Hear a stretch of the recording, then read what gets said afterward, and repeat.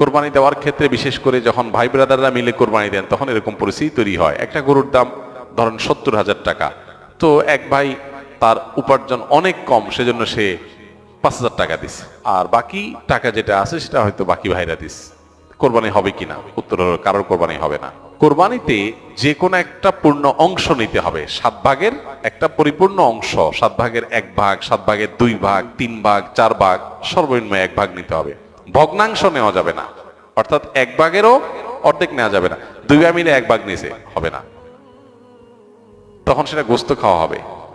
পশু জবাই হয়ে গেছে সহি পদ্ধতিতে, গোস্ত খাওয়া হবে, কিন্তু কোরবানি হবে না। কোরবানি বিশুদ্ধ হইতে হলে প্রত্যেককে পূর্ণাঙ্গ একটা ভাগ নিতে হবে। হ্যাঁ, এখন এমন হতে পারে যে এক ভাইকে আল্লাহ আর্থিক সচ্ছলতা দিয়েছেন, বাকিদেরকে দেন নাই, তো কি হবে?